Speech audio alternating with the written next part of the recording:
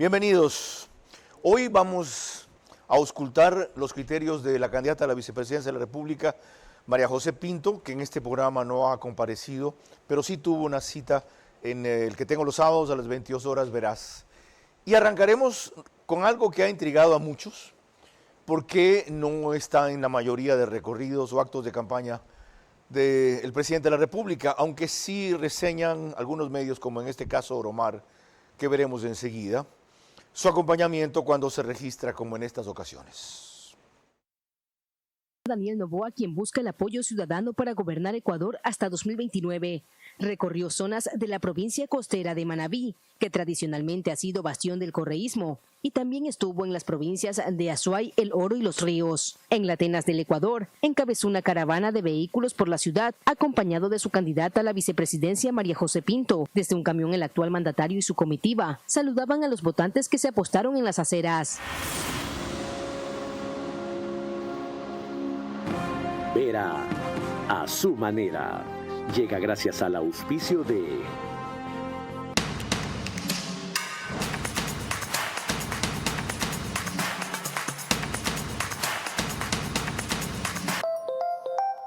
Con Punto BB, tu banco siempre está cerca. Juntos, nada nos detiene. Banco Bolivariano, contigo.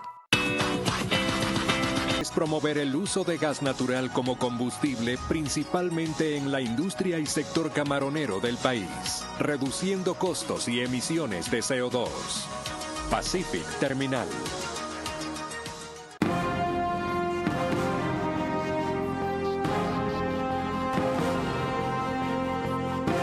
Lo que vimos de Oromar fue un recorrido de febrero, es decir, antes de la primera vuelta. ¿Qué pasó en la segunda? Pero ese es apenas un detalle de los muchos en que nos detendremos con quien tiene 39 años, es casada, 3 hijos, estudió alta costura, porque es vinculada a la industria textil, su familia, pero tiene también otros elementos de formación profesional y sobre todo produjo grandes resultados cuando estuvo frente a la Secretaría Técnica de Ecuador Crece sin Desnutrición Infantil, algo que ya empezó a funcionar bien en el gobierno de Guillermo Lasso. ¿Qué más se propone hacer la futura vicepresidenta de la República si gana las elecciones del 13 de abril? ¿Por qué le interesa, por ejemplo, la educación intercultural bilingüe? ¿Cuál ha sido su experiencia de una aproximación más frecuente y cercana a una serie de sectores indígenas de la sierra, que ella sostiene son muy diversos y tienen diferentes necesidades? ¿En qué queda lo del agua que hablamos en una comparecencia anterior de ella en Veraz? Y sobre todo, ¿cuál es su evaluación del control electoral, frente a lo cual ha estado muy cercana y respecto a lo que se ha vuelto muy exigente, felizmente? Eso trataremos en los próximos 60 minutos con María José Pinto, candidata a la vicepresidencia por ADN.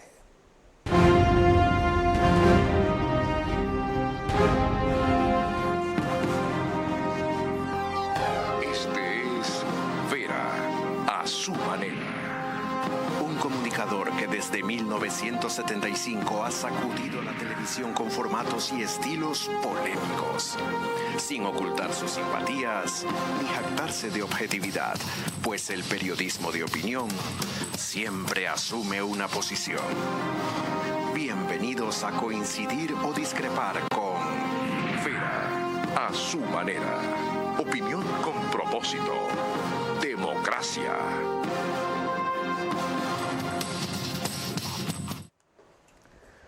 María José Pinto, bienvenida. Gracias por encontrar tiempo en esta fase final intensa y loca de la campaña para compartirla con miles de ecuatorianos a través mío, porque esa es la idea del programa, respecto a todo lo que anuncié para comenzar. Pero empecemos aclarando por qué no juntos los dos, si no hay ningún problema entre presidenta y candidata a la vicepresidencia. A ver, lo que quedamos, Carlos, es que tenemos que abarcar la mayor cantidad de terreno posible. Sobre todo en la Sierra Norte y la Sierra Centro, necesitamos llegar a muchas comunidades. Tú sabes que el trabajo con las comunidades indígenas no es solo con los líderes, sino con las comunidades per se, y tienes que ir a escuchar, la gente te tiene que tener confianza, tienes que ganarte la confianza de las distintas comunidades indígenas, y no, si es que estábamos juntos, no podíamos abarcar la mayor parte del territorio, y por eso estamos divididos justamente en la campaña. ¿Qué parte le ha correspondido en ese reparto de territorio para cubrir, acercarse y huir? Sierra Norte, Sierra Centro y llegué, la semana pasada estuve en el Azuay también. ¿Qué es lo que ha escuchado? Y la Amazonía. ¿Qué le han dicho? A ver, El Carlos, suspiro hay es- muchas... el suspiro es muy revelador, Sí. más que cualquier La contestación. verdad es que lo que más veo es la falta de confianza que tenemos los unos con los otros. ¿A qué me refiero? Es los indígenas con los mestizos, el sector público con el sector privado, la sierra con la costa. Y ni siquiera confiamos en nuestro vecino. Y la verdad es que eso se nota cuando hablas con la gente, se nota en las visitas. Y si queremos transformar este país, o empezamos a confiar los unos en los otros, o no vamos a salir adelante. Y qué bueno que ha empezado a detectar eso y a desarrollar confianza. Seguramente una de las expresiones más comunes que le digan, aunque en otras palabras, será claro, ahora que quieren nuestro voto, vengan, ya sabemos como usted qué pasará si gana. Nunca más volverá o de vez en cuando tal una cual. que otra obrita. ¿Qué le responde usted? Que el trabajo tiene que ser con ellos, porque de lo contrario no puedes resolver las cosas. Carlos, yo te conté en la entrevista que tuvimos la vez pasada que el trabajo de territorio, o sea, el estar con la gente, el compartir, el escuchar, fue lo que me llevó en la Secretaría en tan solo 10 meses a tener buenos resultados. De lo contrario, muchas veces los niños se vuelven una estadística, las mujeres se vuelven un porcentaje y no podemos resolver los problemas del Ecuador así, tenemos que resolverlos con la gente y esa es mi promesa y mi compromiso con los ecuatorianos. Frente a eso, cuando conversa con las comunidades, sobre todo sectores indígenas, que históricamente son desconfiados, han sido utilizados, fueron sometidos, Así es. explotados, etcétera, ¿qué le dicen y qué les vuelve a contestar usted? Verá, Carlos, muchas veces en el norte ya he trabajado por más de 10 años con comunidades de la sierra, entonces generalmente llevo a gente conmigo que ya me conoce. Primero, yo no hablo quichua, entonces muchas veces sí tienes la barrera del idioma. Tan lejos se ha metido. Sí, Ha porque llegado de a comunidades todas, muy refundidas. sí, porque de todas maneras, por ejemplo, Gente en el páramo.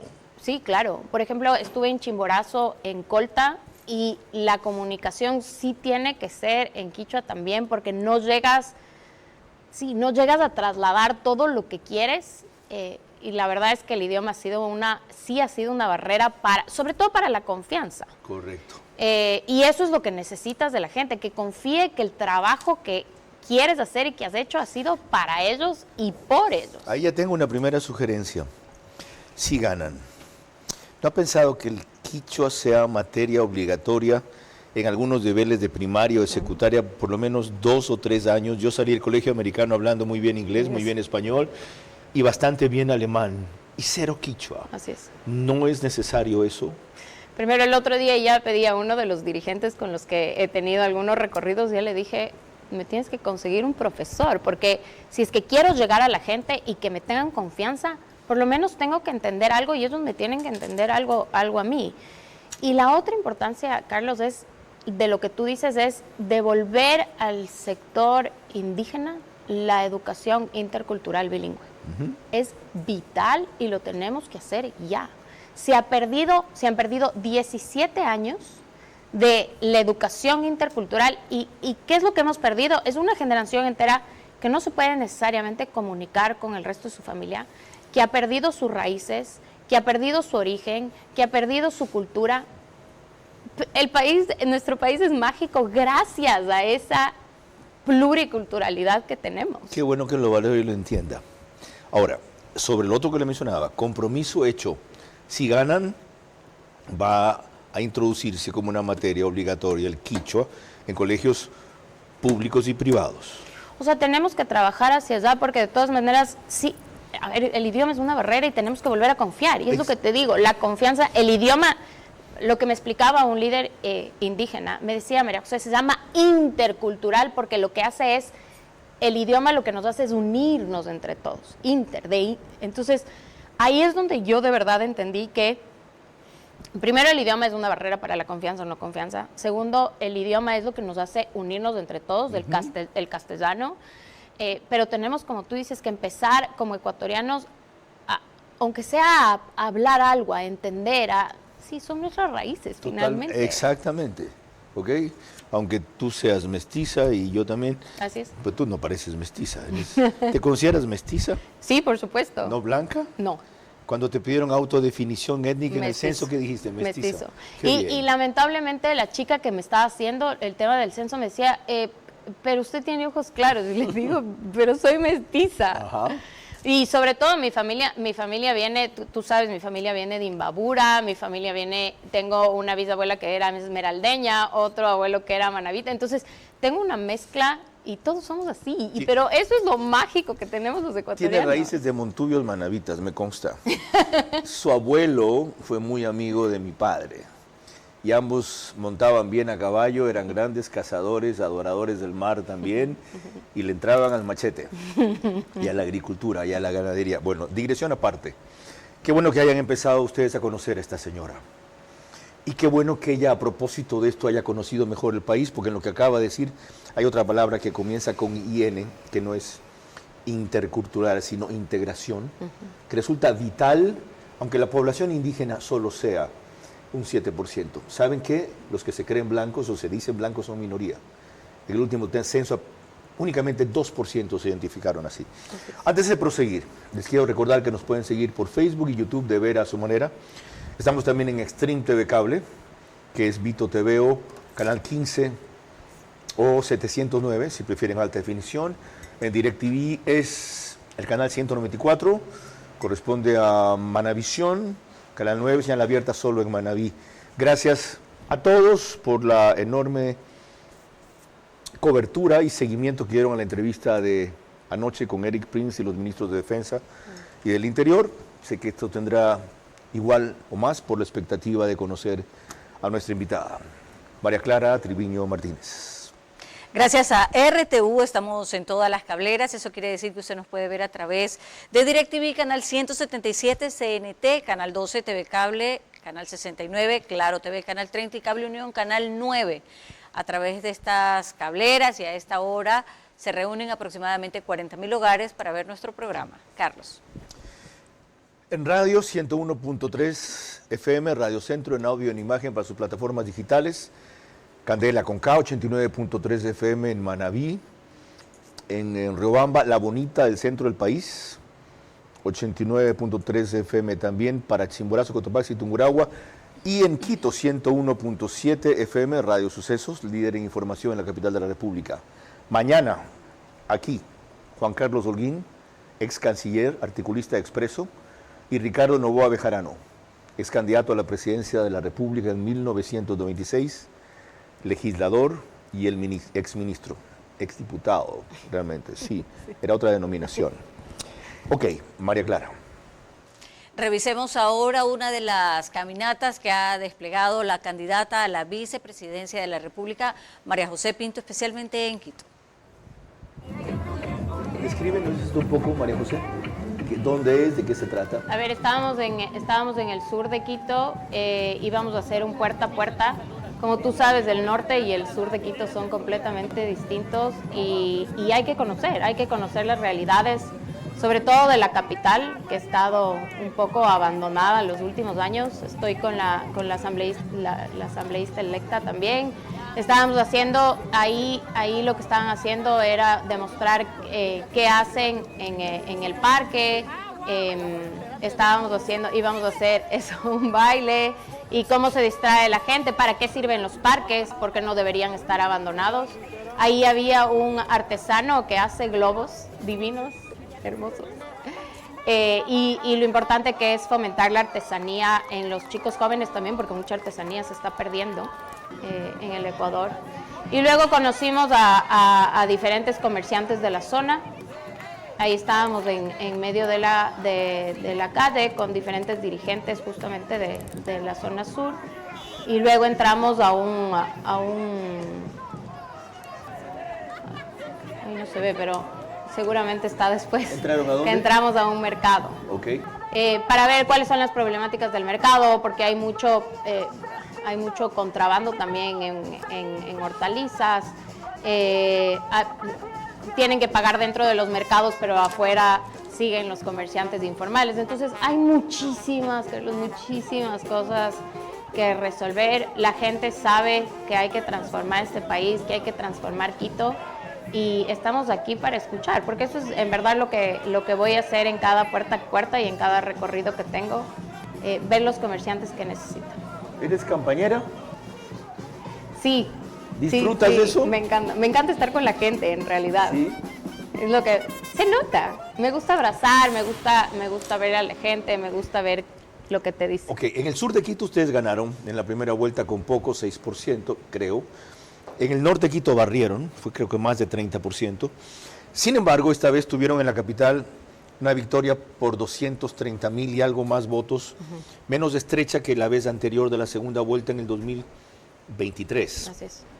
¿Cómo van a hacer o qué han hecho para incrementar el caudal en que la capital de la República históricamente anticorreísta lo está apoyando?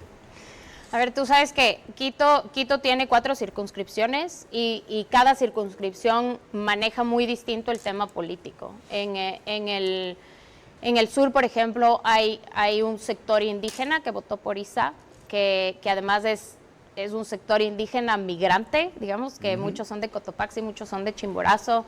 Entonces, ver lo que quieren. Guamaní es una de esas zonas. Luego en el norte tienes Llano Chico y Llano Grande, que también votaron por ISA. Estamos articulando para ver qué es lo que necesitan, porque son comunidades indígenas que están dentro de parroquias de Quito urbano. ¿Y sentiste, perdón, en el tuteo con esta chica, y le llamo así por lo joven que es, de ninguna manera de forma despectiva, con su padre fuimos compañeros de gabinete, que sí es más o menos mi contemporáneo, en el gobierno de Gran Valle en el 92, y su madre fue mi compañera de colegio, mucho menor que yo, desde luego, en el colegio americano. Entonces me va a sonar artificial el usted, les pido desde ya disculpas. No, ¿ya? no, y Okay, prefiero que me tutee. Ya, en este caso yo no soy acostumbrado a eso, pero doy la explicación.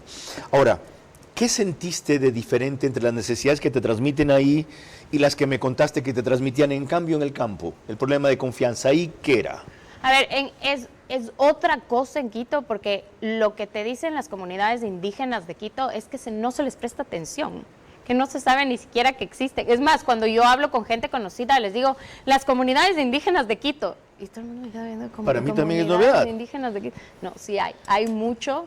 Tienen necesidades especiales, se siguen comunicando en quichua, pero las nuevas generaciones han perdido mucho el tema cultural, porque si en la ruralidad es difícil mantenerlo, imagínate en urbano. Los que conocen Quito, Llano Chico y Llano Grande están casi en el centro. ¿Sientes que has avanzado electoralmente, que muchos de ellos van a decir, a ver, vamos a reconocerle a esta blanquita de ojos claros la posibilidad de votar por ella? Sí, yo creo que sí, Carlos, porque lo que logro cuando me reúno y estoy con ellos es este sentimiento de alguien me está escuchando. ¿No alguien sientes, qué bien, ¿no sientes rechazo? No. Alguien finalmente se está sentando conmigo y me está escuchando. Puede ser que... Qué bien. ¿Y te das el tiempo? Pues vas, oye, 5 minutos y ya me voy, siguiente visita. No, porque de lo contrario no sabes qué resolver. Es más, muchas veces mi equipo me dice, ajá, y les digo, ajá, necesito seguir escuchando, porque finalmente para eso estamos. De lo contrario, ¿qué trabajo estás haciendo si simplemente das un discurso y te vas? ¿Qué sentimiento puedes tener? Ni siquiera puedes tener esa percepción de estoy haciendo bien, estoy haciendo mal. Fenomenal. Yo tengo una pregunta que a algunos les va a parecer muy machista. ¿Qué dicen tu marido y tus hijos de tu ausencia tan larga? ¿Y saben por qué?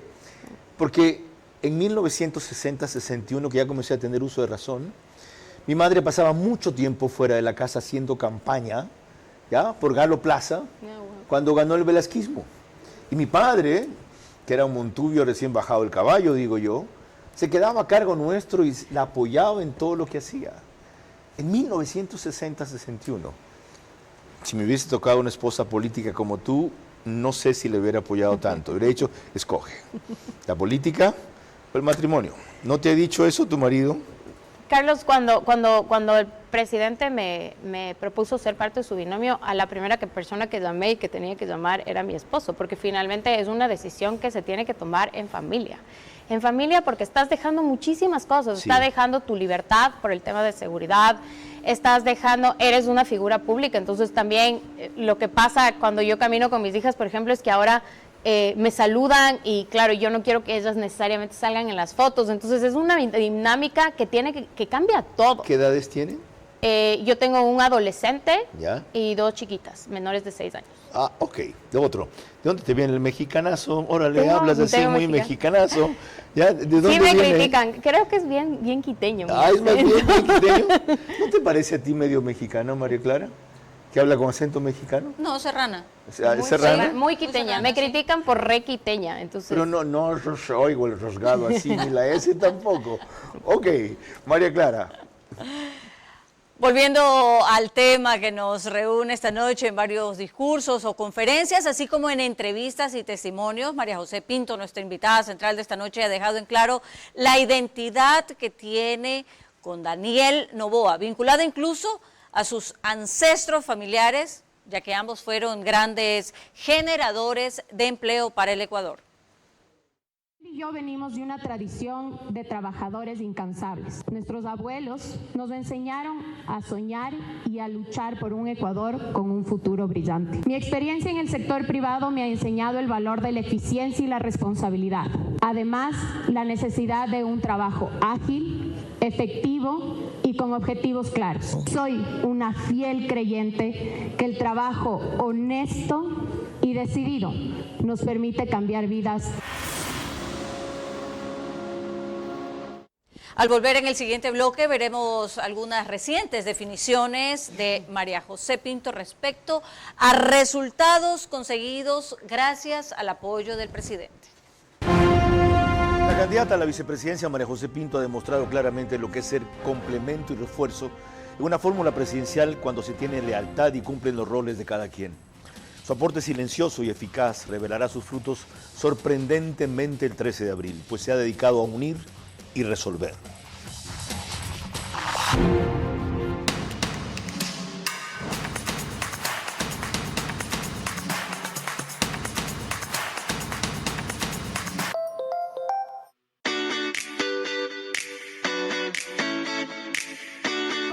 Nuestro primer complejo empresarial de bodegas y oficinas, denominado Arcus Victoria, con una ubicación inigualable, ha despertado el interés de muchas marcas que quieren estar en este gran desarrollo.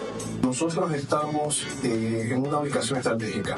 Como usted lo menciona, el futuro aeropuerto de Guayaquil está a menos de 4 kilómetros de donde nosotros estamos. Y aparte, la importancia de estar cerca de los puertos. Por eso es la visión de este proyecto. Hemos podido llegar a tener un diseño moderno y vanguardista en el cual hemos integrado las áreas de almacenamiento y oficinas de tal punto que tengamos un producto que satisfaga la necesidad de las empresas para utilizar su cadena de valor. Nuestro diseño no solo está buscando complementar las necesidades de las oficinas, sino también poder satisfacer a sus colaboradores. Y actualmente somos los abanderados del desarrollo de la nueva ciudad de Guayaquil. En OX Sport Agency impulsamos el talento deportivo al máximo nivel. Ofrecemos asesoría integral desde gestión de proyectos hasta marketing deportivo. Conectamos a nuestros deportistas con oportunidades globales y les preparamos para brillar. Unimos pasión y estrategia para que cada atleta alcance sus metas. Únete a OX Sport Agency y lleva tu carrera al próximo nivel. Contáctanos hoy. Pacific Terminal. Primera terminal de gas natural en el Ecuador.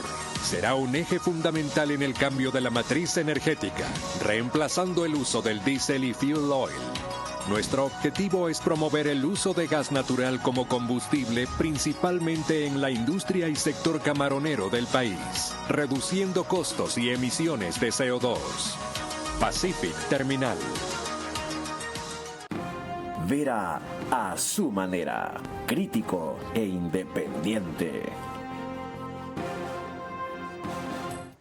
Les recuerdo que nos pueden seguir por OnePlus, que es canal 14, el mismo número en las 3 cableras que lo reproducen, Extreme TV Cable, CNT, Claro TV, el mismo número, solo que al día siguiente, mañana, 6 de la mañana, horario más cómodo para quienes dicen, es muy tarde tu programa, ¿ok? Y el periódico digital Ecuador en Vivo lo reproduce como resumen en su portal principal y portada de noticias tan pronto termina. María Clara. La candidata a la vicepresidencia por ADN se ha esperado en hacer notar lo determinante que ha sido contar con el apoyo del presidente para lograr éxitos en su gestión. Si no hubiera tenido el espaldarazo del presidente y el trabajo ese en conjunto, no hubiéramos logrado incrementar el presupuesto, no hubiéramos logrado tener a más de 6,000 niñas reincorporadas al sistema de educación, ¿no? O sea, ya tenemos 10 meses de trabajo en conjunto y bueno, los de que hemos logrado dar buenas cifras, más los de campaña. Revisemos eso, María José. Aparte de los dos datos que citas allí, incrementar presupuesto y 6,000 niños reintegrados al sistema educativo, ¿a qué más te refieres con buenas cifras? ¿Qué conseguiste en la Secretaría para combatir la desnutrición crónica infantil? Te doy dos cifras también interesantes. Bueno, la una es el 5,000 niños fuera de desnutrición crónica infantil en tan solo 10 meses. La cifra es grande porque lo que hiciste es salvar a 5,000 niños. Porque tú sabes, los niños que tienen desnutrición crónica infantil no crecen de forma completa, ni física ni intelectualmente. Entonces son 5,000 niños a los que salvamos en conjunto con el presidente, y de ahí tenemos el trabajo articulado con 20 gobiernos autónomos descentralizados, alcaldías, para los que... con ordenanzas de las alcaldías para la lucha por la desnutrición crónica infantil. Entonces, una vez más, demostramos que si es que unimos esfuerzos entre todos, gobiernos autónomos descentralizados, Estado central, fundaciones,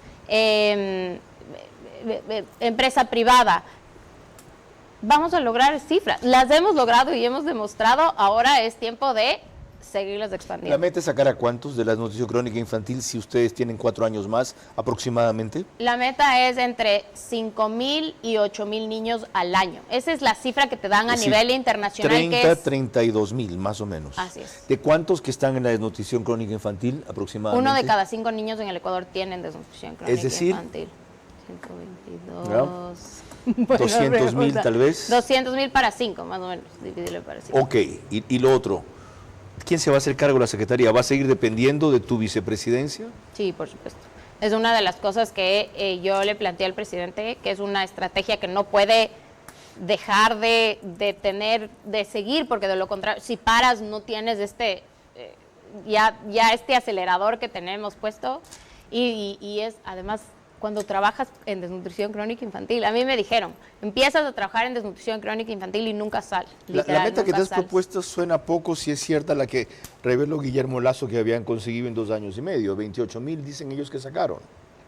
A ver, no quiero entrar en polémica, pero en realidad es una cifra que no está bien calculada porque la ENDI recién empezó en el gobierno de Guillermo Lasso, que es la encuesta de desnutrición infantil, y está calculada con otra encuesta. Entonces, no hay el cálculo real entre el uno y el otro, pero si tú hablas con organismos internacionales como el BID, Banco Mundial, UNICEF, OPS, todos los que han trabajado internacionalmente te dicen que un país que hace las cosas bien articuladamente baja entre el 1 y el 1.5 anual. Que seamos una excepción y que podamos bajar más rápido, sería ideal. Válida la aclaración, María Clara. Nuestra invitada de esta noche es enfática respecto a que no podemos seguir utilizando a los sectores indígenas. En este breve fragmento nos explica el por qué. No podemos seguir utilizando a los pueblos y nacionalidades y no trabajando de la mano con ellos. Ese es el compromiso y eso es lo que yo he hecho. Me he reunido, he viajado por toda la Sierra Centro, me he reunido, porque además ustedes no saben cuántas asociaciones del sector hay, entonces hay que reunirse con todas, porque hay las bases, como les llaman ellos, que es la gente que trabaja en el agro, es la gente que está ahí. Esa es a la gente que tienes que llegar. Finalmente, ellos no son los que necesitan la ayuda, no los dirigentes. Y ya describió ese proceso aquí, pero retomo el tema por algo que quisiera averiguar.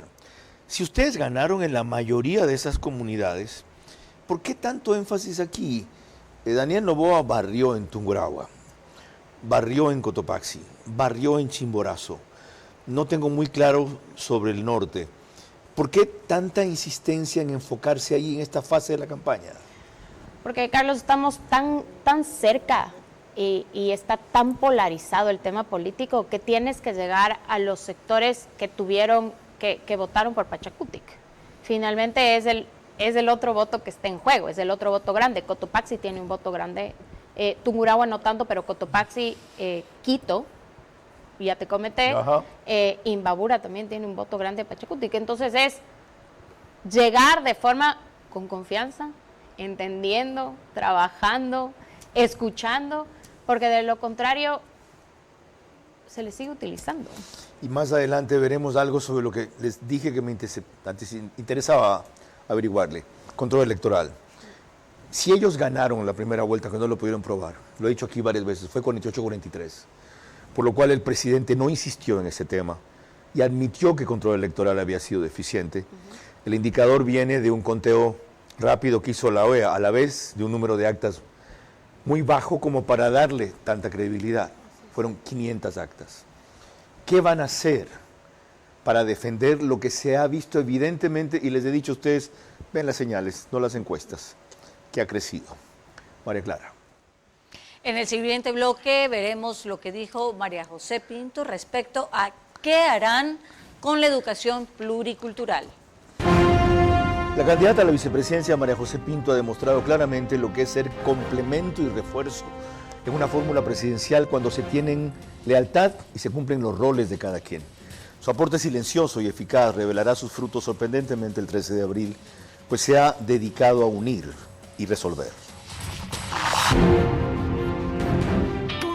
De Banco Bolivariano cada vez está más cerca de ti en todo el Ecuador para que realices retiros, depósitos, pagos de tarjetas Bancar, avances en efectivo y mucho más. Encuentra más de 5,000 locales de Punto BB a nivel nacional en Red Activa, Western Union, Medicity y farmacias económicas. Puedes realizar tus transacciones hasta las 8 de la noche todos los días del año. Con Punto BB, tu banco siempre está cerca. Juntos, nada nos detiene. Banco Bolivariano, contigo.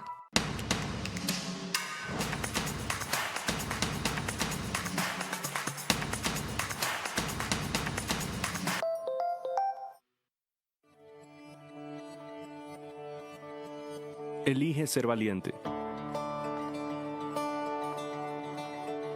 Valentía no se define con un partido ni con un candidato. La valentía viene con ser ecuatoriano.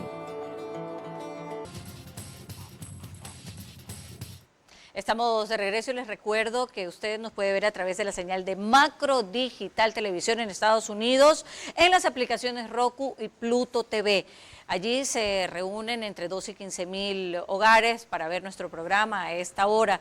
Además, en España nos puede ver a través de Hispasat en el canal 21. Y aquí en el Ecuador, Macro Digital Televisión está en Cable Familia, Supercable Macará, Colorados Visión, Valle Visión Play, 11 Play y CNT Play. Ahora retomando el tema de la noche, en una de las grandes aspiraciones de la población indígena del Ecuador tiene que ver precisamente con la educación pluricultural y en torno a ella se definió María José Pinto. Vamos también a focalizarnos y devolver esa educación pluricultural que había para el sector indígena.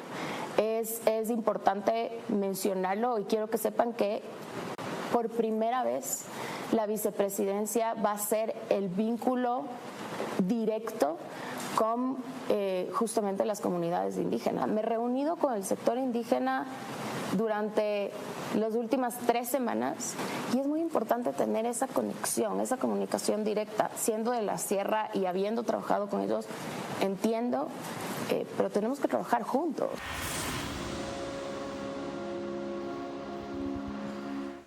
Retomo el tema por la importancia que le diste. Disculpen que me haya sacado el saco, estaba acalorado. Y me sentía como caballo con cincha. Los montubios sabrán a qué me refiero. Ahora, lo importante que quiero saber es cómo van a devolver esa educación pluricultural. Más allá de la voluntad política que demuestras y de la valoración que has explicado y le das, ¿cómo? ¿Qué van a hacer para eso? A ver, hay una subsecretaría dentro del Ministerio de Educación que ha estado abandonada y lo que te dicen la mayoría de líderes es, además María José no tiene presupuesto.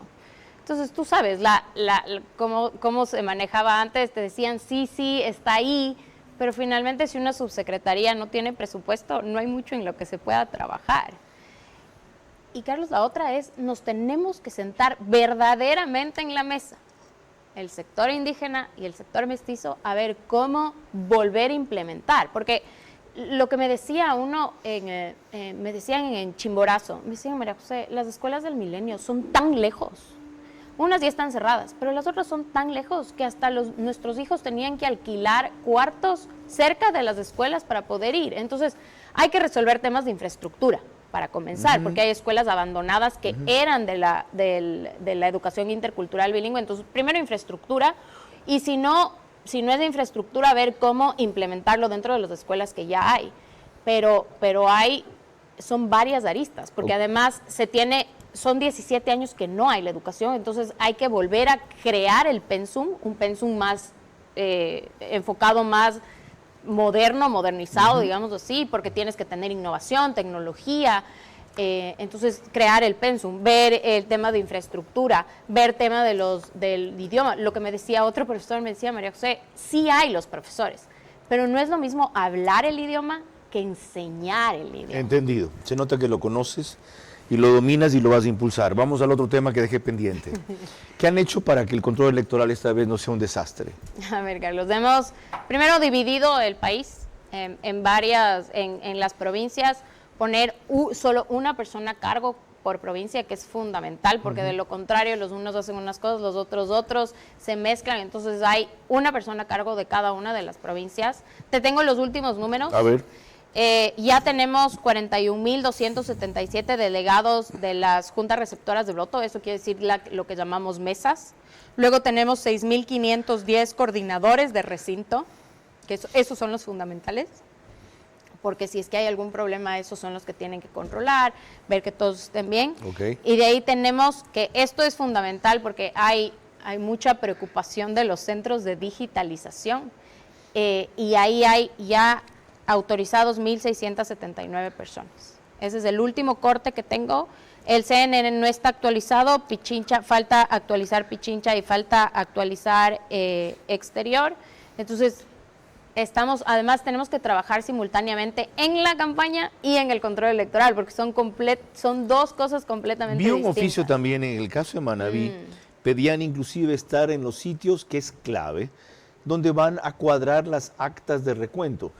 Ahí van a parar todas las actas que tienen inconsistencia, es decir, que no corresponde la suma al número de votos que hubo, por ejemplo, o que no corresponde el número de votos con el número de sufragantes que firmaron. Cualquier inconsistencia, o sea, cosa que no cuadre, va a parar una cosa que se llaman actas de recuento. ¿Y qué es lo que hace ahí el personal del CNE? Solito, 3 o 4. A ver cómo arreglamos esta vaina. Bajamos los votos para que coincidan con los que hay, subimos los votantes para que coincidan con lo que hay. Es decir, ellos resuelven la incompatibilidad de cifras como les da la gana, a favor de quien les da la gana, para que el CNE no quede mal. ¿Van a tener representantes allí? Sí, siempre hay representantes ahí porque además de ese sí es una como exigencia del CNE, entonces ese es el más importante, pero es el de más arriba. Entonces, correcto. Lo de más arriba va en cascada. Por ejemplo, estos centros de digitalización es donde llegan las actas y el escaneo, lo que le dicen el escaneo, que todo el mundo está hablando, últimamente está hablando del escaneo. Ahí tiene que haber una persona porque lo que tienes que ver es, perdón que coja esto, tiene una marca de agua el papel, entonces tú puedes como parte de ver la marca de agua, sí, esta sí es del actor original. Y no la otra que igualita que hicieron y alguien hizo llegar ahí. Entonces digitalice, sí. Entonces todo es fundamental porque todo tiene su porqué de ser. Entonces, ¿tienes que estar en las mesas? Sí, tienes que estar en las mesas porque ahí puedes ver si fueron, no fueron, si es que hay alguien afuera viendo por quién votan, si no, acuérdate que ya no puedes utilizar el celular, pero no quiere decir que no puede haber alguien afuera. O sea, son muchísimas cosas. ¿Han aprendido en un mes? ¿Cómo han hecho? Lo que pasa es que tenemos... En un mes. Tenemos expertos, tenemos un experto a nivel internacional ayudándonos.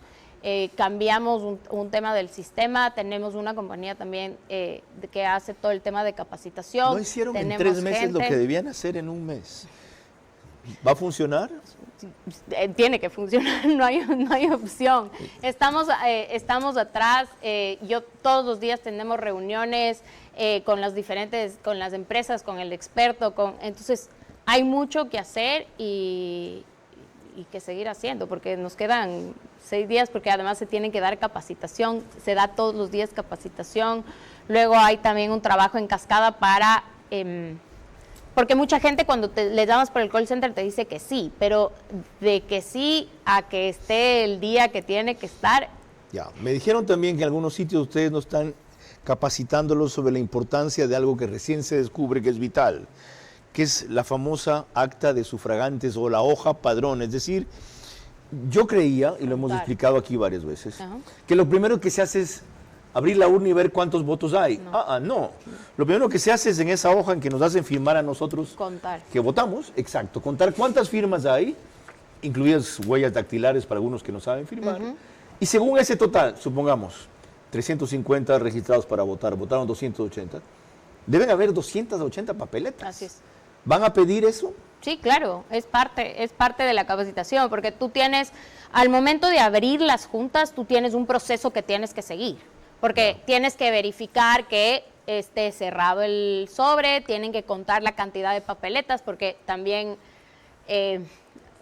tienes que ver que el padrón versus las papeletas que tienen coincidan. Tienes que ver que no todo esté firmado, que el padrón tampoco esté firmado, porque muchas veces hay una ¿Tú te has metido firma. en ese proceso en Pichincha directamente? Sí, claro. ¿A fondo? Estoy trabajando en las dos, casi no duermo, pero como me dijo el presidente, es parte del trabajo, así es que María José con todo, y sí, con todo, porque es fundamental, Carlos. Ok, lo entendieron. Y quiero que la gente esté tranquila. Pero no esté confiada. No, tranquila de que estamos haciendo el trabajo y que estamos, o sea, que tenemos la gente, que estamos haciendo el trabajo, que estamos conscientes de la importancia, porque recibo todos los días mensaje de, María José pasó esto, María José, sí, todo eso estamos pasando, estamos con los abogados, lo estamos haciendo, no estamos confiados, lo estamos haciendo, es un gran trabajo, yo voy a trabajar ese día. Qué bien, así es. Me alegro.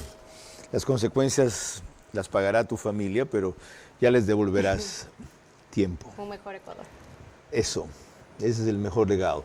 María Clara, dejemos lo que estaba previsto en este bloque de la coordinación pública-privada y simplemente anunciemos lo previsto para el siguiente. Perfecto, al regresar, un tema crucial que preocupó a nuestra invitada central de esta noche, María José Pinto, en una entrevista anterior, precisamente con nuestro director Carlos Vera, en su programa Verás. Hablábamos del agua. La candidata a la vicepresidencia, María José Pinto, ha demostrado claramente lo que es ser complemento y refuerzo en una fórmula presidencial, cuando se tiene lealtad y cumplen los roles de cada quien. Su aporte silencioso y eficaz revelará sus frutos sorprendentemente el 13 de abril, pues se ha dedicado a unir y resolver. Pacific Terminal, primera terminal de gas natural en el Ecuador, será un eje fundamental en el cambio de la matriz energética, reemplazando el uso del diésel y fuel oil. Nuestro objetivo es promover el uso de gas natural como combustible, principalmente en la industria y sector camaronero del país, reduciendo costos y emisiones de CO2. Pacific Terminal. Punto BB de Banco Bolivariano cada vez está más cerca de ti en todo el Ecuador para que realices retiros, depósitos, pagos de tarjetas Bancar, avances en efectivo y mucho más. Encuentra más de 5,000 locales de Punto BB a nivel nacional en Red Activa, Western Union, Medicity y farmacias económicas. Puedes realizar tus transacciones hasta las 8 de la noche todos los días del año. Con Punto BB, tu banco siempre está cerca. Juntos, nada nos detiene. Banco Bolivariano, contigo.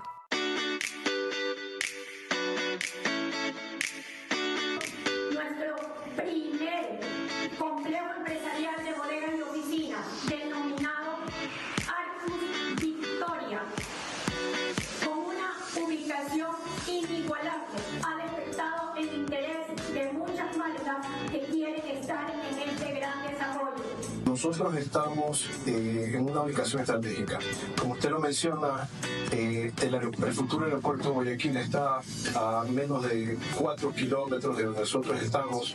Y aparte, la importancia de estar cerca de los puertos. Por eso es la visión de este proyecto. Hemos podido llegar a tener un diseño moderno y vanguardista en el cual hemos integrado las áreas de almacenamiento y oficinas de tal punto que tengamos un producto que satisfaga la necesidad de las empresas para optimizar su cadena de valor. Nuestro diseño no solo está buscando complementar las necesidades de las oficinas, sino también poder satisfacer a sus colaboradores. Y actualmente somos los abanderados del desarrollo de la nueva ciudad de Guayaquil.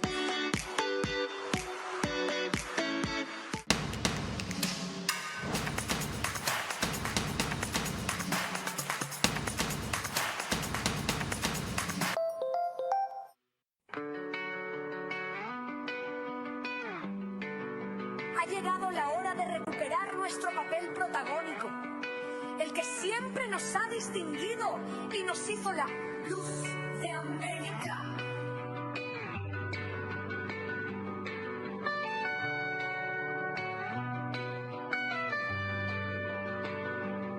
Esta ciudad no se construyó con resignación, sino con carácter y decisión. Quito merece vernos de pie, no rendidos.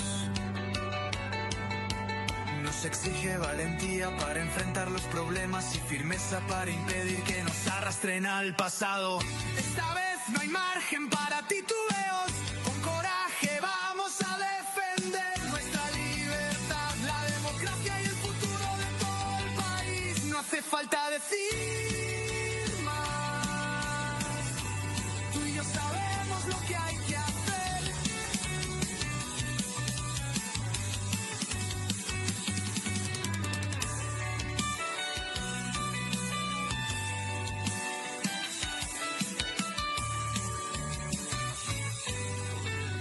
Vamos para adelante. Vera a su manera, crítico e independiente. Estamos de regreso y nos encontramos en el canal 24/7. Eso significa que usted nos puede ver a través de Extreme TV Cable, Canal 3, Claro TV, Canal 9, Divinet, Canal 12 y Data MS Televisión, Canal 99. Retomando el tema de la noche, veremos que la competencia sobre el manejo del agua es crucial según nuestra invitada. Aquí explica un poco sus motivos. La competencia para agua segura la tiene un montón de gente. La competencia la tiene el MATE por un lado, el Ministerio de Ambiente, la competencia la tiene el EMETOP por otro, pero la competencia más grande de agua la tienen los gobiernos autónomos descentralizados. Si los gobiernos autónomos descentralizados no empiezan a invertir en agua segura, el Ecuador no va a poder desarrollarse y la desnutrición crónica infantil va a seguir. ¿Con qué plata? Si los fondos que deben darles ustedes a veces ni siquiera les llegan. No, Carlos, lo que hemos encontrado, a ver, tenemos 222, eran 221, hoy tenemos 222 gobiernos autónomos descentralizados, municipios. Y lo que nos pasaba muchas veces es que tienen el dinero para invertir, pero no saben cómo hacer proyectos de inversión.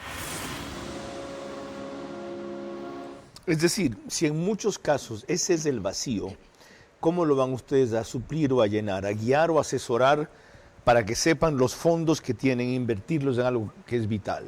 A ver, hay dos fases, Carlos. La una es, como te comenté, hacer las ordenanzas, porque dentro de la ordenanza tú ya puedes tener una injerencia. Y la ordenanza generalmente la hemos hecho de desnutrición crónica infantil porque era mi competencia, pero está metido el tema de agua. Entonces es articular con el Estado la competencia para el desarrollo de proyectos, tú sabes, todo el tema jurídico, el marco jurídico que se necesita, pero básicamente es, de nuevo, unir todo el ecosistema que hay de agua, porque hay fundaciones que quieren invertir, pero solo pueden invertir con los gobiernos autónomos descentralizados. Entonces hay fundaciones que quieren invertir, gobiernos internacionales que quieren invertir. La Unión Europea tiene un montón de fondos para agua. Tienes también organismos internacionales, BID, Banco Mundial, que también tienen proyectos de agua. Entonces, lo que tienes que hacer es unir a toda esta bolsa, digamos, de fondos y de proyectos, y que los unos conozcan a los otros, porque cuando nosotros pensamos en los municipios grandes, pensamos en Quito, Guayaquil, pero en los municipios chiquititos, que los alcaldes son alcaldes responsables, que quieren el desarrollo, pero que no tienen toda la infraestructura ni toda la gente para desarrollar esos proyectos. ¿Y eso también va a estar bajo tu control si eres elegida vicepresidenta? Sí, es vital para lo que quiero, que es la reducción, seguir con la reducción de la desnutrición crónica infantil. El agua es vital, porque puedes acercar los servicios de salud a la gente, puedes vacunar, puedes dar buena alimentación, pero si no tienes agua segura, no haces nada. Menos mal lo tienes claro. Adicionalmente al hecho de que el agua es el recurso más valioso a futuro, no lo será el petróleo. El agua ha comenzado y va a comenzar a escasear en este planeta, y las próximas guerras, si hasta antes no nos estrella un asteroide aquí, serán por agua. María Clara. Cuando volvamos ya al bloque final de nuestro programa, mis preguntas para nuestra invitada central, sus últimas reflexiones y el comentario de nuestro director Carlos Vera. La candidata a la vicepresidencia, María José Pinto, ha demostrado claramente lo que es ser complemento y refuerzo en una fórmula presidencial, cuando se tiene lealtad y cumplen los roles de cada quien. Su aporte silencioso y eficaz revelará sus frutos sorprendentemente el 13 de abril, pues se ha dedicado a unir y resolver. De Banco Bolivariano cada vez está más cerca de ti en todo el Ecuador para que realices retiros, depósitos, pagos de tarjetas Bancar, avances en efectivo y mucho más. Encuentra más de 5,000 locales de Punto BB a nivel nacional en Red Activa, Western Union, Medicity y farmacias económicas. Puedes realizar tus transacciones hasta las 8 de la noche todos los días del año. Con Punto BB, tu banco siempre está cerca. Juntos, nada nos detiene. Banco Bolivariano, contigo.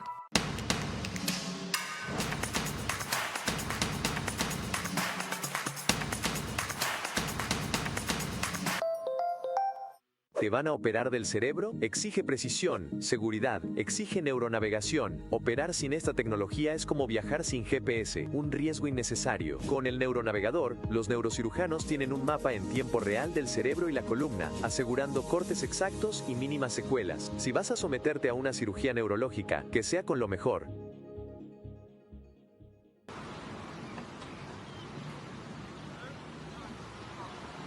Cuando la ciudad llama, respondemos.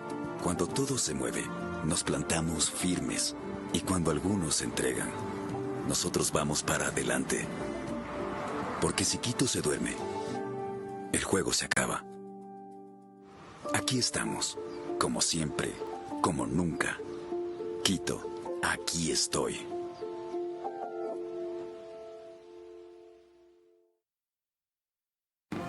Vera a su manera, crítico e independiente.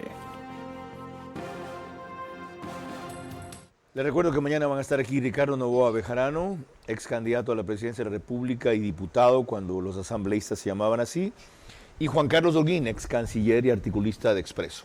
Ahora cerramos con el rito habitual que ha establecido aquí desde que inauguramos esta cuarta temporada de Vera a su manera, o quinta, no sé cuál exactamente es. María Clara Triviño.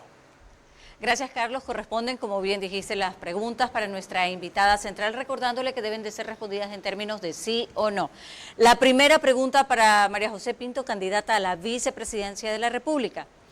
¿Pueden dos jóvenes ricos y exitosos comprender el drama de un Ecuador mayoritariamente pobre, sí o no? Sí. La segunda, ¿es necesario vivir en la pobreza para saber cómo salir de ella, sí o no? No. La tercera, ¿ha sido usted objeto de violencia política de género contra la mujer en esta campaña, sí o no? No. La cuarta, de llegar a tener en algún momento alguna diferencia profunda con el presidente Daniel Noboa en el ejercicio del poder, ¿renunciaría usted a continuar con la vicepresidencia, sí o no? Sí. La quinta y última, ¿aspira usted a futuro a afiliarse formalmente a ADN, sí o no? Sí estoy, sí. Muchísimas gracias. Carlos. Este último no sabía, ¿está afiliada? Claro. Qué bien. ¿Alguna reflexión final? En la pregunta de si renunciaría, sí. Tienes que tener los puntos bien claros y básicamente son los 10 mandamientos. Los 10 mandamientos, si alguno no se cumple, renunciaría. María José, gracias por tu presencia, tan fresca, tan franca y tan versada respecto a lo que harán y a lo que están haciendo. Quiero destacar la gran diferencia que se acaba de evidenciar entre una vicepresidenta que se escoge cuando hay una clara posibilidad de ganar y una que se escogió cuando lo que querían es darse a conocer. Ya ven el nivel de acierto, ¿no? Ya ven el nivel de identidad, ya ven el nivel de claridad en propósitos. Inclusive su declaración de que si llega a haber una divergencia profunda, no sería un obstáculo y sería a un lado, pero tampoco se quedaría a imponer su voluntad porque es la vicepresidenta, no el presidente de la República, y peor hacerle contra, serrucharle el piso o comenzar a intrigar. Celebro que haya dos jóvenes que convergen en grandes objetivos nacionales, que aunque provienen de hogares que lograron gran comodidad por el trabajo en el ámbito empresarial e industrial, en vez de continuar haciendo fortuna y consolidando su patrimonio, arriesguen su prestigio, su seguridad, su tranquilidad familiar, por dejarle a este país lo que ya dijo María José algún rato que quería para su familia cuando le pregunté por ella, un Ecuador mejor.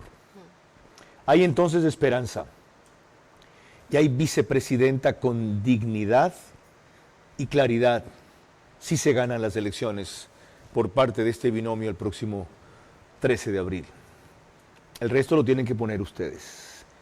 Y especialmente tiene que ver con el control electoral que haya impulsado y vigilado para que nadie se confíe, nadie se resigne, nadie se rinda, aunque las primeras señales son que están adelante y por lo tanto ya ganamos y nos vamos de las mesas.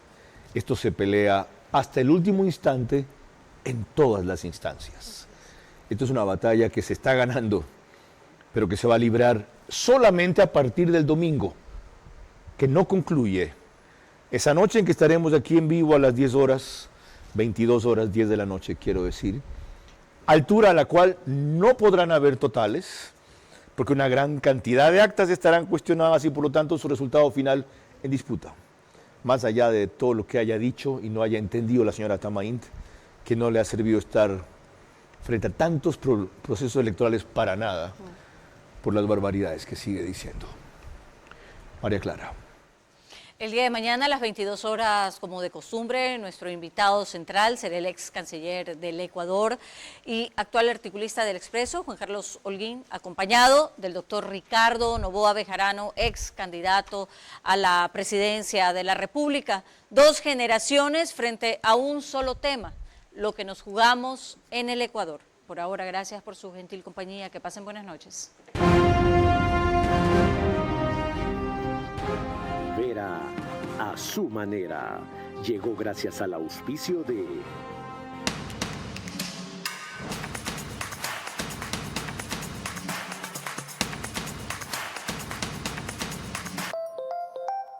Con Punto BB, tu banco siempre está cerca. Juntos, nada nos detiene. Banco Bolivariano, contigo. Promover el uso de gas natural como combustible, principalmente en la industria y sector camaronero del país, reduciendo costos y emisiones de CO2. Pacific Terminal.